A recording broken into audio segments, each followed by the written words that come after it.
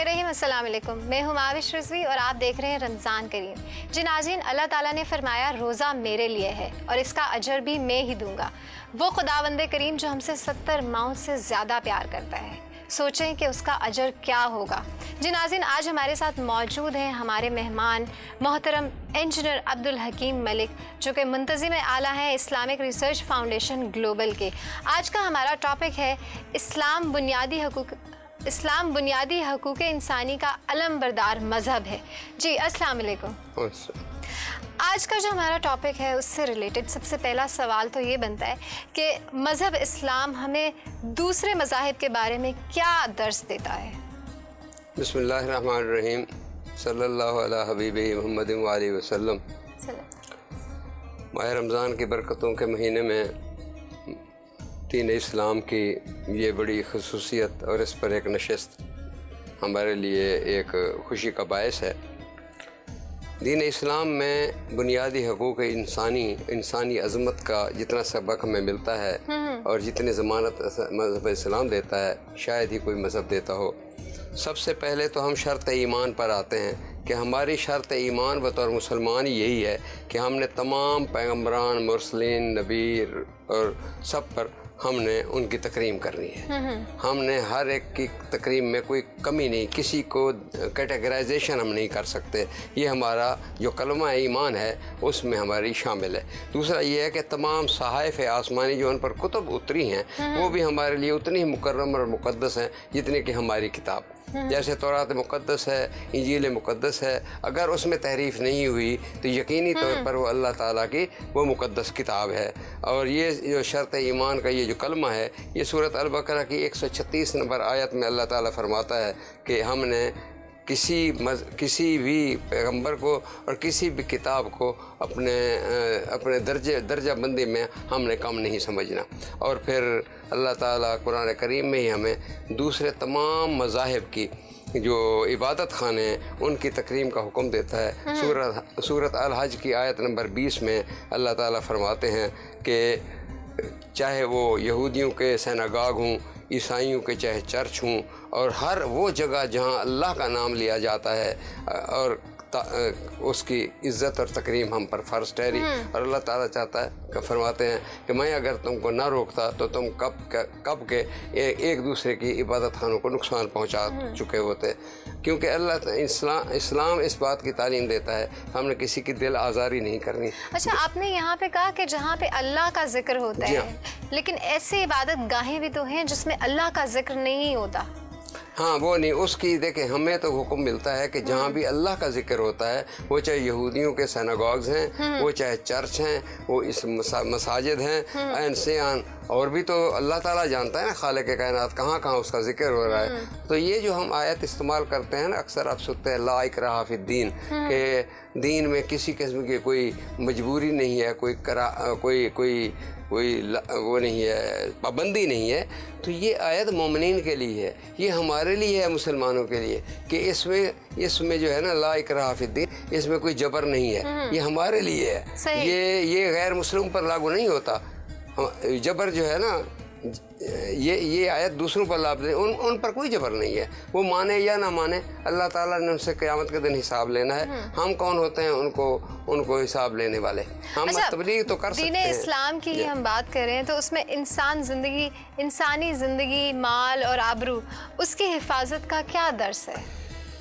सबसे ज़्यादा जो है, यानी मैं ये कहूँगा कि Islam a proponent of Islamic human rights, तो ये है जो आज का टॉपिक है कि इस्लाम जो है इंसानी ज़िंदगी, उसके माल, उसकी आबरू की हिफाजत की ज़मानत भी देता है, उसका दर्स भी देता है। मज़हब इस्लाम किसी दूसरे मज़ाहिब से भी ज़्यादा इंसानी ज़िंदगी, माल, आबरू की हिफाजत को यकीनी बनाता है और उसके वाज़ेह अहकाम सूरत नूर में, कुरान करीम में मिलते हैं हमें। और इंसानी ज़िंदगी की हिफाजत के अहकाम ही हैं जिसमें कसास और दैत का हुक्म दिया गया।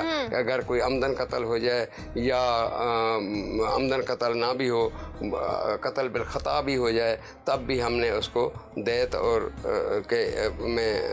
देना है उसके वारसों को। इसी तरह इंसान की ज़िंदगी की हिफाजत के अहकामात के अलावा इंसान के माल की हिफाजत यानी चोरी, खुर्द बुर्द, रिश्वत, अमानत व ख़यानत, इसके भी कंप्लीट अहकामात हैं कि हमें रोका गया है कि ऐ लोग अपने मनफ़ियत के लिए हुकाम आला तक जो है लोगों के माल का हिस्सा मत पहुँचाओ ताकि तुम गलत फ़ैसला ले सको।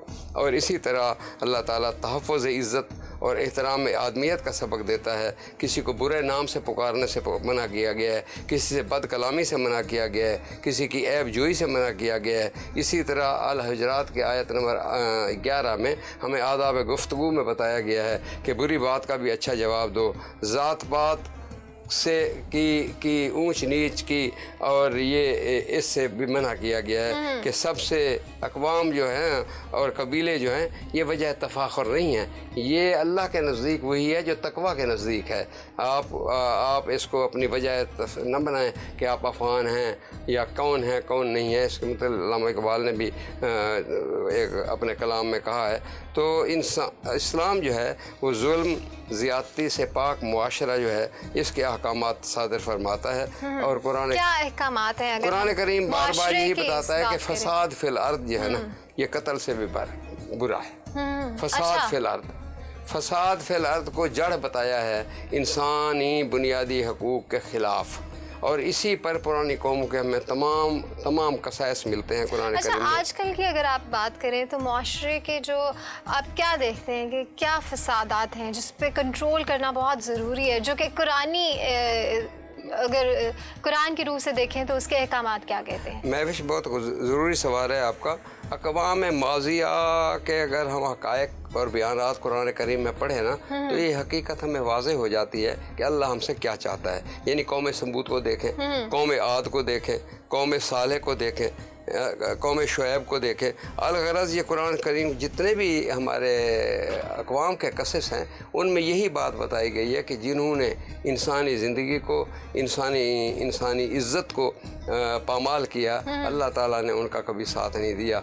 जैसे आप देखें कि फ़िरौन ने इंसानी इज़्ज़त का क्या किया कि वो उनके तमाम जो है खुर्दनोश का सामान रखता था अपने पास, और उस वक्त तक मुशक्क़त जब तक नहीं ले लेता था उनको खाने के लिए भी नहीं देता था। इसी तरह कितने ही लोग गुज़रे हैं जिन्होंने इर्तिकाज़ दौलत किया है।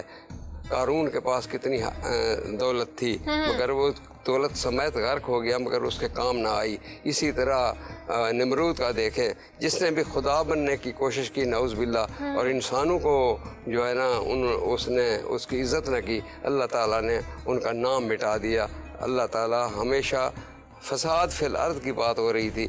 फसाद फिल अर्द एक ऐसी चीज़ है जो इंसान की इज़्ज़त, इंसानी हकूक़ के ख़िलाफ़ जो है बताता है। और इसी तरह आप देखें कि इंसानी हकूक़ की बात अगर आए तो ये हमारे हकूक़ुल इबाद क्या है, ये इंसानी हकूक़ ही तो हैं जो हमें हर चीज़ का बताते हैं कि हमारे जो है ना हमने इज़्ज़त का क्या एहतराम करना है, आबरू का क्या करना है, हमारा सेक्स डिसिप्लिन क्या है, हमारे महरम और गैर महरम रिश्ते कौन से हैं, हमने किसका एहतराम करना है। तो ये सारी जो है ये हकूक़ुल इबाद में आता है। और यही बात जो है ना ये इसकी बात है। और देखें मज़हब इस्लाम ग़ुलामों के कैपिटल्स की आज़ादी के लिए ये पहला मज़हब था जिसने कानून मकात बनाया। यानी सूरत अल नूर के 33 नंबर आयत में है कि तहरीरी ज़मानतनामे से आप पेरोल पर कैदियों को भी रिहा करें ताकि वो जुर्माना अदा नहीं कर सकते तो वो मजदूरी करके वो पैसे इकट्ठे कर लें ताकि आपके वो जो आपने जुर्माना रखा हो वो अदा कर सकें। अदा करेंगे तो आज़ाद होंगे। ये तसव्वुर जो है बेल आउट होने का या इसका ये मज़हब इस्लाम ने दिया है, इससे पहले किसी मज़हब नहीं था। जैसे इंसानी आबरू की हिफाजत के लिए जिनसी जराइम के तमाम ज़ाब्ते मुकर्रर किए। सूरत अल बकरा की 223 आयत है, बनी इसराइल की 32 नंबर आयत है, इसमें ज़ना और बदकारी के लिए सख्त सज़ाएँ दी गई हैं जी। और अल नूर सूरत में और अल मायदा की 40 से 41 में बदकार लोगों से सोशल बाइकाट का हुक्म दिया गया है। इसी तरह सतर पोशी के और लिबास के अहकामात, हया की तालीम, ये सब इंसानी तकरीम में ही तो आता है जो इसका मज़हब हमें अल्लाह ताला सूरत आराफ की ये 26 और 27 नंबर आयत में आता है। चादर और चार दीवारी की हुर्मत का जो तस्वर है वो भी तो इंसानी हकूक़ की इज़्ज़त और तकरीम में आता है।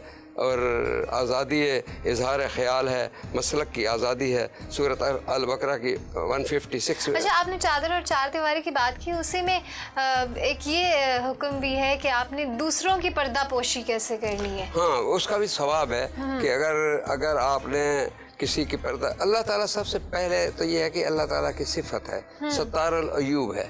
अल्लाह ताला पर्दा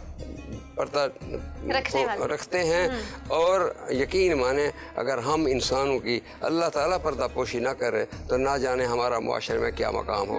और हम दुआ भी करते हैं, अल्लाहुम्मा उस्तुर और आते ना व आमिन रवाते ना।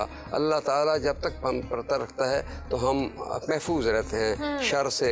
हो सकता है ख़ता की हो सकता है हमने ग़ीबत की हो सकता है हमने किसी को बुरा भला कहा हो। तो यही बात है, इसके लिए तमाम तर अहकामात जो हैं वो इंसानी इज़्ज़त, इंसानी आबरू, इंसानी ज़िंदगी, इंसानी माल, इंसानी जान, इन सब की हिफाजत का मज़हब इस्लाम से बड़ा कोई मज़हब नहीं है जो इसकी हमें हुक्म देता हो। और इसके लिए कुरान करीम के अहकामात जो कुरान करीम में आयात के ज़रिए हैं और नबी करीम सल्लल्लाहु अलैहि वसल्लम की सीरत तैयबा और उनके जो हदीस मुबारक हैं, अहादीस मुबारक, वो इसके लिए तफसीलन हमें बताते हैं कि एक एक चीज़ का हमें क्या अजर बताया है, किस बात से रोका है, अल्लाह ताला ने रोका है तो क्या सज़ा बताई है, अगर बताया है, हुक्म दिया है तो उसकी क्या जज़ा है। जी, बहुत शुक्रिया अब्दुल हकीम साहब। मज़ीद कुरान की ये खूबसूरत बातें सुनने के लिए देखते रहिए रमज़ान करीम। माविश रिजवी को दीजिए इजाज़त। अल्लाह हाफ़िज़।